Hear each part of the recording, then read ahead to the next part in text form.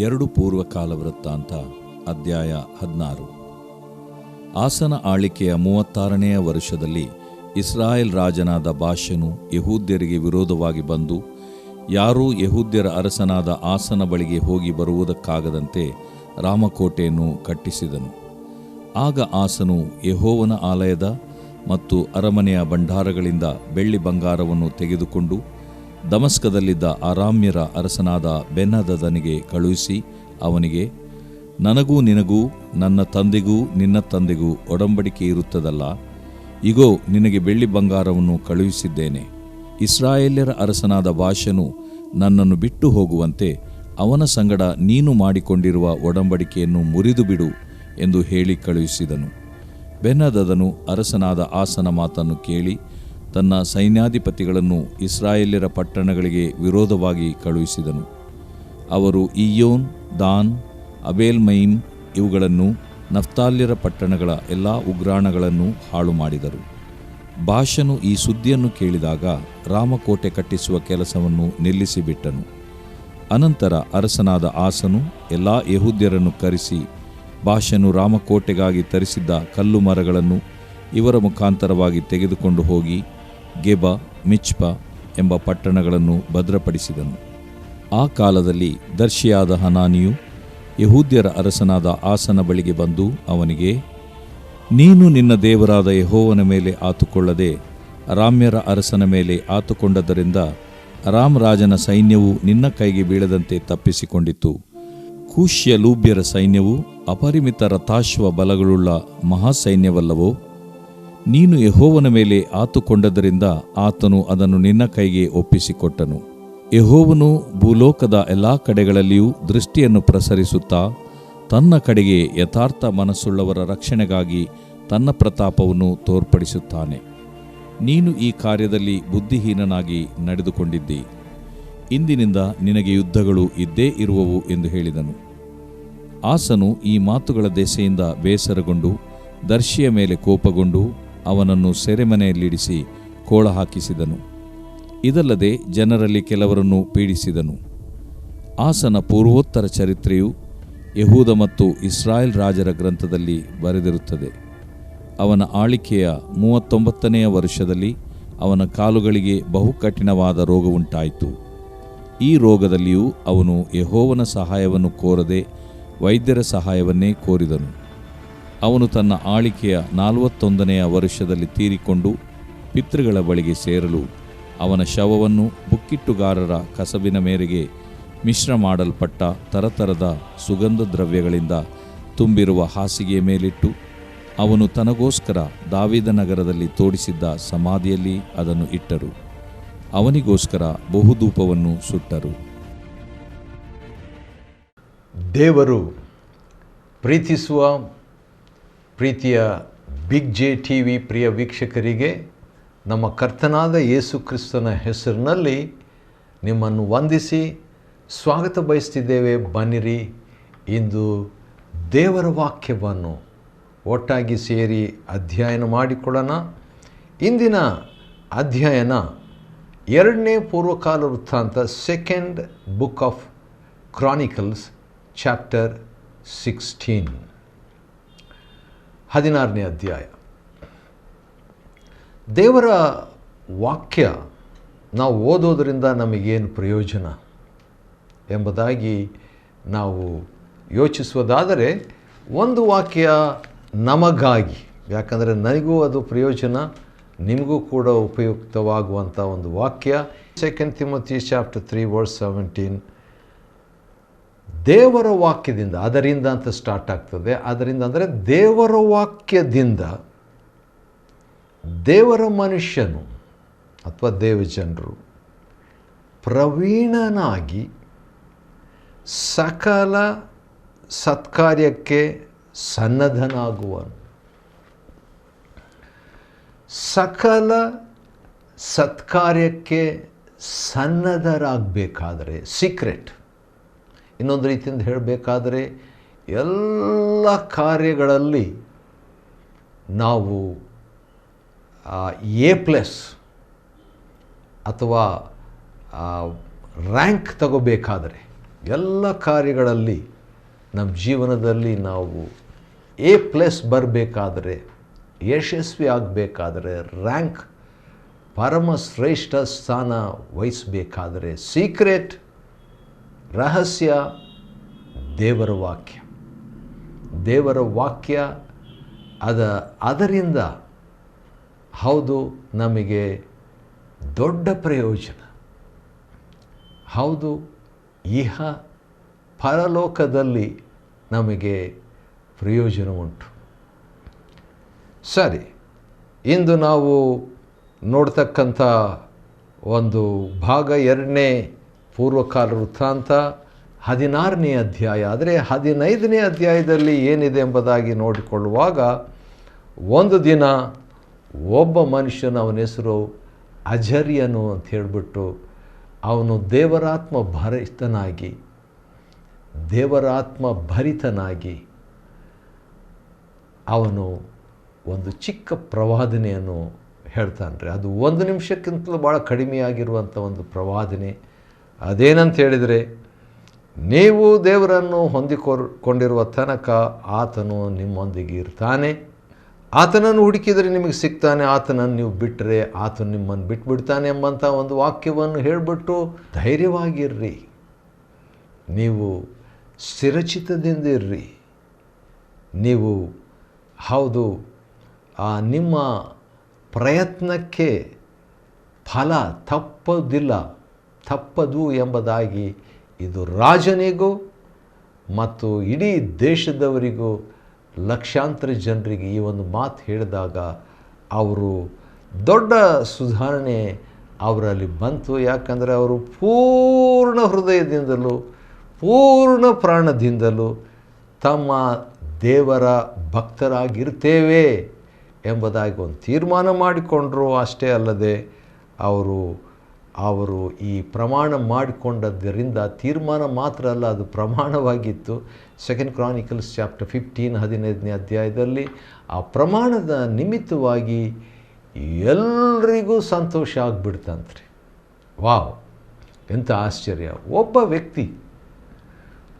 ವ್ಯಕ್ತಿ ಅಜರ್ಯ ಎಂಬಂಥ ವ್ಯಕ್ತಿ, ಹೌದು, ಅಜರ್ಯ ಅಂತ ಹೇಳಿದ್ರೆ ಯೆಹೋವನ ಸಹಾಯ, ದೇವರ ಸಹಾಯದಿಂದ ಈ ಒಬ್ಬ ವ್ಯಕ್ತಿ 1 ನಿಮಿಷಕ್ಕಿಂತಲೂ ಕಡಿಮೆ ಆಗಿರುವಂಥ ಒಂದು ಸಂದೇಶವನ್ನು ಕೊಟ್ಟದ್ರಿಂದ ಸುಮಾರು 10 ಲಕ್ಷ ಅಥವಾ 10 ಲಕ್ಷಕ್ಕಿಂತಲೂ ಹೆಚ್ಚಿನ ಅಂಶ ಯೆಹೂದ್ಯರಿಗೆ ದೊಡ್ಡ ಸಂತೋಷವಾಗಿಬಿಡ್ತು. ತೀರ್ಮಾನ ಮಾಡಿಕೊಂಡ್ರು. ಒಂದು ದೊಡ್ಡ ರಿವೈವಲ್, ಭಕ್ತಿ ಸಂಜೀವನ ಉಂಟಾಯಿತು. ಅಂಥ ವೇಳೆಯಲ್ಲಿ ಆಸನೆಂಬಂಥ ಈ ಅರಸನು ಕೂಡ ತನ್ನ ಜೀವಮಾನದೆಲ್ಲ ಯಥಾರ್ಥ ಚಿತ್ತನಾಗಿ ನಡ್ಕೋಬೇಕಂತ ಹೇಳ್ಬಿಟ್ಟು ಒಂದು ತೀರ್ಮಾನ ತಕ್ಕೊಂಡ್ರು.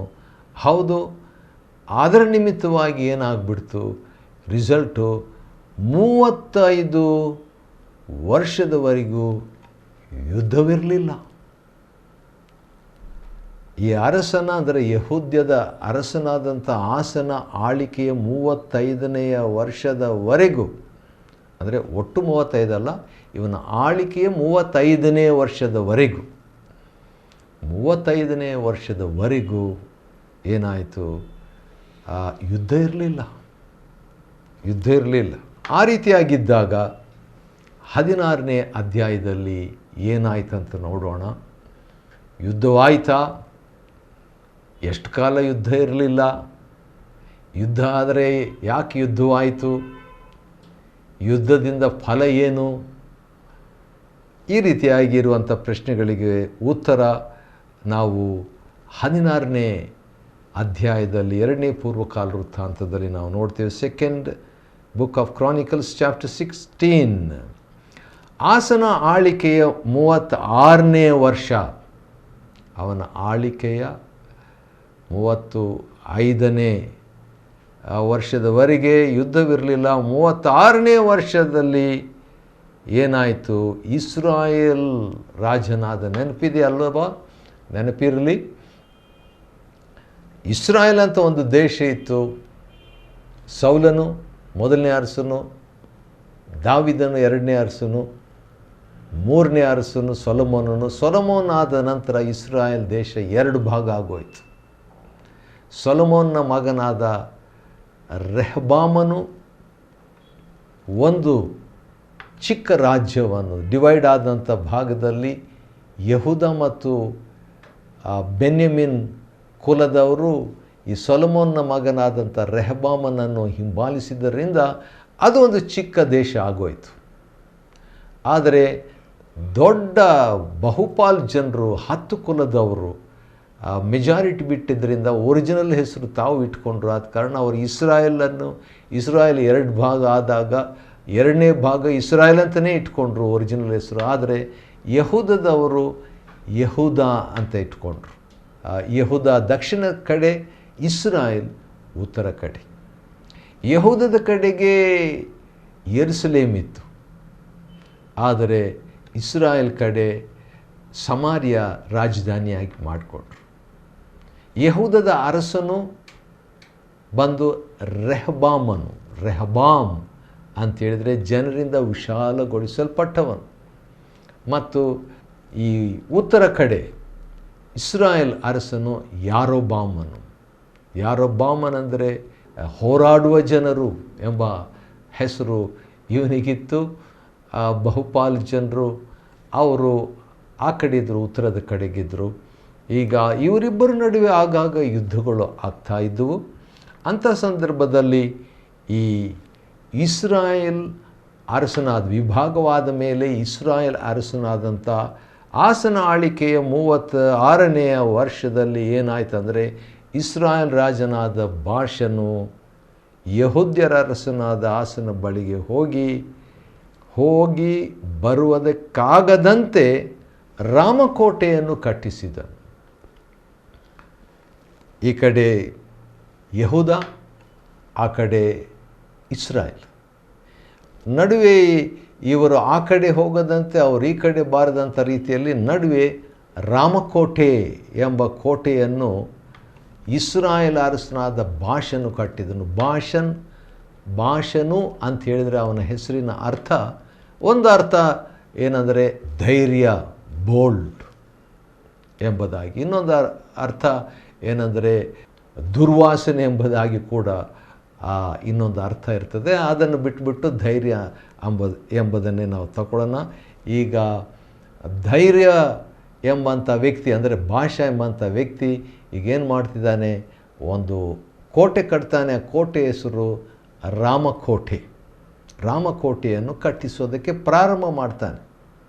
ಮುಗಿಸಲಿಲ್ಲ, ಕಟ್ತಾ ಇದ್ದಾನೆ. ಆಗ ಯೆಹೂದದ ಅರಸನು ಯೆಹೋವನ ಆಲಯ ಮತ್ತು ಅರಮನೆಯ ಭಂಡಾರಗಳಿಂದ ಬೆಳ್ಳಿ ಬಂಗಾರವನ್ನೆಲ್ಲ ತೆಗೆದುಕೊಂಡು ಹೋಗ್ಬಿಟ್ಟು ಏನು ಮಾಡ್ತಾನೆ, ಒಂದು ವಿಚಿತ್ರ ಕೆಲಸ ಮಾಡ್ತಾನೆ. ಅದೇನಂತ ಹೇಳಿದರೆ, ಅವನು ಅರಾಮ್ಯರ ಅರಸನಾದ ಬೆನ್ ಹದನಿಗೆ ಕೊಟ್ಬಿಟ್ಟು ಏನಂತ ಹೇಳ್ತಾನೆ, ರಾಮಕೋಟೆಯನ್ನು ಕಟ್ತಾ ಇರುವಂಥ ಇಸ್ರಾಯೇಲ್ ಅರಸನಿಗೆ ವಿರುದ್ಧವಾಗಿ ಯುದ್ಧಕ್ಕೆ ನೀನು ಬರಬೇಕು. ಈಗಾಗಲೇ ಆ ಬೆನ್ ಹದದ್ ಎಂಬಂತನು ಅರಾಮ್ಯರ ಅರಸನು ಇಸ್ರಾಯೇಲ್ ಅರಸನಾದಂಥ ಆ ಬಾಷನ ಜೊತೆಯಲ್ಲಿ ಒಂದು ಒಡಂಬಡಿಕೆ ಮಾಡ್ಕೊಂಡ್ಬಿಟ್ಟಿರ್ತಾನೆ. ಹಾಗಿರುವಾಗ ಆ ಒಡಂಬಡಿಕೆಯನ್ನು ಮುರಿದುಬಿಡು, ನನ್ನ ಪರವಾಗಿ ನನಗೆ ಸಹಾಯ ಮಾಡು ಎಂಬುದಾಗಿ ಯೆಹೂದದ ಅರಸನಾದಂಥ ಈ ಆಸನು ಇವನನ್ನು ರಿಕ್ವೆಸ್ಟ್ ಮಾಡಿಕೊಳ್ತಾನೆ. ವೈರಿಯನ್ನು, ಬೆನ್ ಹದದನ್ನು, ಅರಾಮ್ಯರ ಅರಸನನ್ನು ಬೇಡಿಕೆ ಮಾಡಿಕೊಂಡಿದ್ದು ಯಾವ ರೀತಿ ಅಂದರೆ, ಬೆಳ್ಳಿ ಬಂಗಾರ ಎಲ್ಲ ತಗೊಂಡು ಹೋಗಿ ಅವನಿಗೆ ಕೊಟ್ಬಿಟ್ಟು ಆ ಒಡಂಬಡಿಕೆಯನ್ನು ಮುರಿದ್ಬಿಟ್ಟು ನನಗೆ ಹೆಲ್ಪ್ ಮಾಡಂತ ಹೇಳಿದಾಗ, ಅದೇ ರೀತಿಯಾಗಿ ಇವನಿಗೇನು ಬೆಳ್ಳಿ ಬಂಗಾರ ಸಿಕ್ಬಿಟ್ರೆ ಸಾಕಲ್ಲ. ಆದ ಕಾರಣ ಈ ಬೆಳ್ಳಿ ಬಂಗಾರವನ್ನು ತೆಗೆದುಕೊಂಡು ಒಡಂಬಡಿಕೆಯನ್ನು ಇಸ್ರಾಯೇಲ್ ರಾಜನ ಜೊತೆಯಲ್ಲಿ ಬೆನ್ ಹದದನ್ನು ಅಂದರೆ ಅರಾಮ್ಯರ ಅರಸನು ಮುರಿದುಬಿಟ್ಟು ಅವನಿಗೆ ವಿರುದ್ಧವಾಗಿ ಯುದ್ಧಕ್ಕೆ ಬರ್ತಾ ಇರುವಾಗ ಅದನ್ನು ಕೇಳಿಸಿಕೊಂಡಂಥ ಇಸ್ರಾಯೇಲ್ರ ಅರಸನಾದಂಥ ಬಾಷನ ಏನು ಮಾಡಿಬಿಡ್ತಾನೆ, ಆ ರಾಮಕೋಟೆ ಕಟ್ಟೋದನ್ನು ನಿಲ್ಲಿಸಿಬಿಟ್ಟು ಹೋಗ್ಬಿಡ್ತಾನೆ. ಅಷ್ಟರಲ್ಲಿ ಏನಾಗ್ತದೆ ಅಂತ ಹೇಳ್ಬಿಟ್ಟು ನೋಡುವಾಗ ಇದೇ ಚಾನ್ಸು ಎಂಬುದಾಗಿ ಆಸನು ಏನು ಮಾಡ್ತಾನೆ, ಅಲ್ಲಿ ರಾಮಕೋಟೆಯನ್ನು ಕಟ್ಟೋದಕ್ಕೋಸ್ಕರವಾಗಿ ಎಷ್ಟೊಂದು ಕಲ್ಲು ಮರಗಳು ಇವೆಲ್ಲ ತರಿಸಿರ್ತಾರಲ್ಲ, ಅದನ್ನೆಲ್ಲ ತಕ್ಕೊಂಡು ಇವನು ಗೆಬ ಮತ್ತು ಮಿಚ್ಪೆ ಎಂಬ ಪಟ್ಟಣವನ್ನು, 2 ಪಟ್ಟಣಗಳನ್ನು ಭದ್ರಪಡಿಸ್ತಾನೆ. ಈಗಾಗಲೇ ಕಟ್ಟಿರ್ತದೆ. ಆ ಮಿಚ್ಪಾ, ಗೆಬ ಅಂತ ಹೇಳಿದರೆ ಪರ್ವತ, ಮಿಚ್ಪಾ ಎಂಬಂಥ ಸ್ಥಳ ಅಂತ ಹೇಳಿದರೆ ಆತುಕೊಳ್ಳುವ, ಕಾದಿರುವ, ಗಮನಿಸುವ ಎಂಬ ಹೆಸರಿನ ಅರ್ಥ ಈ ಮಿಚ್ಪಾ. ವೇಟ್, ಲೀನ್, ಅಬ್ಸರ್ವ್ ಎಂಬಂಥ ಸ್ಥಳ ಮಿಚ್ಪಾವನ್ನು ಕಟ್ತಾನೆ. ಅಷ್ಟೇ ನಡೆದಿದ್ದ ಘಟನೆ. ಅಷ್ಟರೊಳಗೆ ಏನಾಗ್ತದಂದರೆ ಒಬ್ಬ ದೇವ್ರ ಸೇವಕನು ಬರ್ತಾನೆ, ಒಬ್ಬ ಪ್ರವಾದಿ. ಆಗಾಗ ಈ ಪ್ರವಾದಿಯನ್ನು ದೇವರು ಕಳಿಸುವಂಥದ್ದು ದೇವರ ಒಂದು ಒಳ್ಳೆತನ. ದರ್ಶಿಯಾದ ಹನನಿಯು ಬರ್ತಾನ್ರಿ. ಹನಾನಿ ಅಂತೇಳಿದ್ರೆ ದೇವರ ದಯೆ, ದೇವರ ಕೃಪೆ, ದೇವರ ಸಹಾಯ, ದೇವರ ಒಂದು ಕರುಣೆ, ದೇವರ ಪ್ರಾರ್ಥನೆ, ಅಥವಾ ದೇವರ ಹನಾನಿ ಎಂಬ ಪದದಿಂದ ಬರುವಂಥದ್ದೇ ಖಾನಾನ್ ಎಂಬಂಥ ಸ್ಥಳ. ಅಂದರೆ ಬಗ್ಗುವಂಥ ದೀನತ್ವ, ದಯೆ ಎಂಬುದಾಗಿ. ಅವನು ಬಂದುಬಿಟ್ಟು ಒಂದು ವಾರ್ನಿಂಗ್ ಏನಂತ ಕೊಡ್ತಾನೆ, ಭಾಳ ಚೆನ್ನಾಗಿದೆ, ಅದಕ್ಕೆ ಓದ್ಕೊಳ್ಳೋಣ. 2ನೇ ಪೂರ್ವಕಾಲ ವೃತ್ತಾಂತ 16:7ನೇ ವಚನದಲ್ಲಿ, ನೀನು ನಿನ್ನ ದೇವರಾದ ಯೆಹೋವನ ಮೇಲೆ ಆತುಕೊಳ್ಳದೆ, ಮಿಚ್ಪಾ ಅಂದರೆ ಆತುಕೊಳ್ಳುವ ಸ್ಥಳವನ್ನು ಅವನು ರೆಡಿ ಮಾಡಿರ್ತಾನಲ್ವ, ನೀನು ಮಿಚ್ಪಾ ಮಾಡದೆ, ಆತುಕೊಳ್ಳದೆ ಅರಾಮ್ಯರ ಅರಸನ ಮೇಲೆ ಆತುಕೊಂಡದ್ದರಿಂದ ಅರಾಮ್ ರಾಜನ ಸೈನ್ಯವು ನಿನ್ನ ಕೈಗೆ ಬೀಳದಂತೆ ತಪ್ಪಿಸಿಕೊಂಡಿತು. ನೀನು ಯೆಹೋವನ ಮೇಲೆ ಮಿಚ್ಪಾ ಅಂತ ಕಟ್ಟಿದ್ನಲ್ವ, ಮಿಚ್ಪಾ ಅಂದರೆ ಆತ್ಕೊಳ್ಳೋದು. ನೀನು ದೇವರ ಮೇಲೆ ಮಿಚ್ಪಾ ಮಾಡದೆ, ಆತ್ಕೊಳ್ಳದೆ, ಮಿಚ್ಪಾ ಊರನ್ನು ನೀನು ಬಲಪಡಿಸ್ತಾ ಇದ್ದೀಯ. ಅದನ್ನು ರಾಮಕೋಟೆ ಕಟ್ಟಬೇಕಂತ ಇಟ್ಕೊಂಡಂಥ ಕಲ್ಲು ಮರಗಳನ್ನೆಲ್ಲ ತಗೊಂಡು ಬಂದು ಇಸ್ರಾಯೇಲ್ ಅರಸನು ಅದನ್ನು ಬಿಟ್ಟುಬಿಟ್ಟು ಹೋಗಿಬಿಟ್ಟಿದ್ದಾನೆ ಭಾಷಾನ್ ಅಂತ ತಿಳ್ಕೊಂಡು ಅದನ್ನೆಲ್ಲ ತಗೊಂಡು ಬಂದು ಆತುಕೊಳ್ಳು ಎಂಬಂಥ ಸ್ಥಳ, ಮಿಚ್ಪಾ ಎಂಬ ಸ್ಥಳ, ಕಾದಿರು ಎಂಬ ಸ್ಥಳವನ್ನು, ಗಮನಿಸು ಎಂಬ ಸ್ಥಳವನ್ನು ನೀನು ಕಟ್ತಾ ಇದ್ದೀಯ. ಆದರೆ ನೀನು ಆತುಕೊಂಡಿದ್ದು ದೇವರ ಮೇಲಲ್ಲ, ನೀನು ಕಾದುಕೊಂಡಿದ್ದು ದೇವರ ಮೇಲಲ್ಲ, ನೀನು ಗಮನಿಸಿದ್ದು ದೇವರ ಮೇಲಲ್ಲ, ಅದರ ಬದಲಾಗಿ ಅರಾಮ್ಯರ ಅರಸನ ಮೇಲೆ ನೀನು ಆತುಕೊಂಡು, ಅರಾಮ್ಯರ ಅರಸನ ಮೇಲೆ ನೀನು ದೃಷ್ಟಿ ಇಟ್ಟು, ಅರಾಮ್ಯರ ಅರಸನ ಮೇಲೆ ನೀನು ಆತುಕೊಂಡಿದ್ದಿ. ಆದುದರಿಂದ ಇದುವರೆಗೆ ನಿನಗೆ ಯುದ್ಧವಾಗಲಿಲ್ಲಲ್ಲ, ಇಂದಿನಿಂದ ಯುದ್ಧ ಸ್ಟಾರ್ಟ್ ಆಗ್ತದೆ ನಿನ್ನ ಜೀವನದಲ್ಲಿ. 35ನೇ ವರ್ಷದವರೆಗೆ ಯುದ್ಧವಿರಲಿಲ್ಲ, 36ನೇ ವರ್ಷದಿಂದ ಸ್ಟಾರ್ಟ್ ಯುದ್ಧ.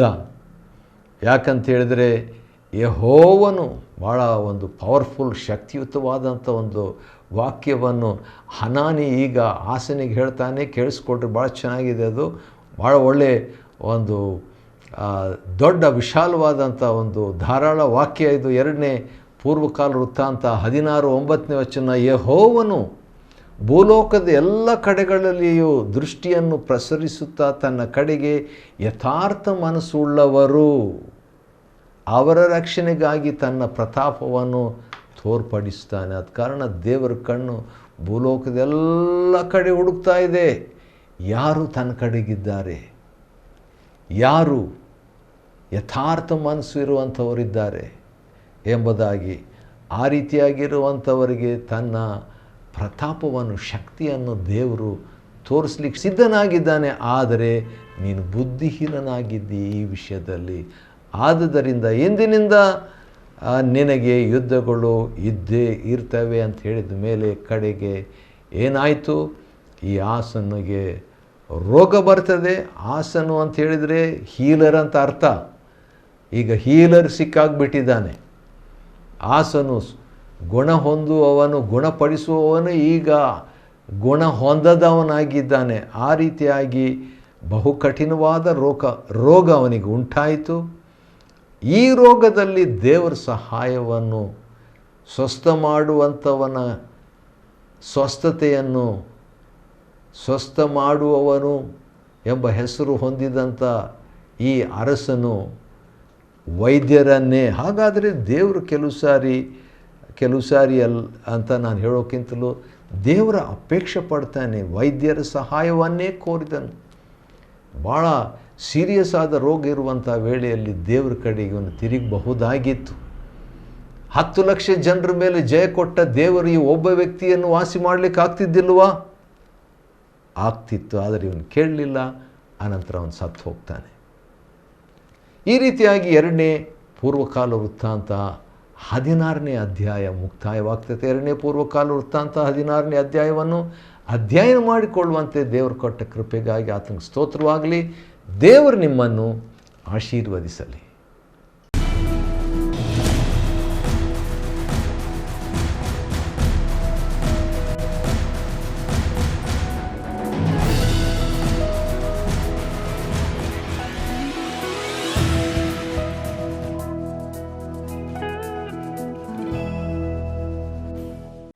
Chapter 16. In the 36th year of the reign of Asa, Baasha, king of Israel, came up against Judah, and built Ramah, to the intent that he might let none go out or come in to Asa, king of Judah. Then Asa brought out silver and gold out of the treasures of the house of the Lord, and of the king's house, and sent to Benhadad, king of Syria, that dwelt at Damascus, saying, There is a league between me and thee, as there was between my father and thy father. Behold, I have sent thee silver and gold. Go, break thy league with Baasha, king of Israel, that he may depart from me. And Benhadad hearkened unto King Asa, and sent the captains of his armies against the cities of Israel. And they smote Ijon, and Dan, and Abel-maim, and all the store cities of Naphtali. And it came to pass, when Baasha heard it, that he left off building of Ramah, and let his work cease. Then Asa the king took all Judah, and they carried away the stones of Ramah, and the timber thereof, wherewith Baasha was building, and he built therewith Geba and Mizpah. And at that time Hanani the seer came to Asa king of Judah, and said unto him, Because thou hast relied on the king of Syria, and not relied on the Lord thy God, therefore is the host of the king of Syria escaped out of thine hand. Were not the Ethiopians and the Lubims a huge host, with very many chariots and horsemen? Yet because thou didst rely on the Lord, he delivered them into thine hand. For the eyes of the Lord run to and fro throughout the whole earth, to shew himself strong in the behalf of them whose heart is perfect toward him. Herein thou hast done foolishly, therefore from henceforth thou shalt have wars. Then Asa was wroth with the seer, and put him in a prison house, for he was in a rage with him because of this thing. And Asa oppressed some of the people the same time. And behold, the acts of Asa, first and last, lo, they are written in the book of the kings of Judah and Israel. And Asa, in the 39th year of his reign, was diseased in his feet, until his disease was exceeding great. Yet in his disease he sought not the Lord, but to the physicians. And Asa slept with his fathers, and died in the 41st year of his reign. And they buried him in his own sepulchres, which he had made for himself in the city of David, and laid him in the bed which was filled with sweet odors and divers kinds of spices, prepared by the apothecary's art. And they made a very great burning for him.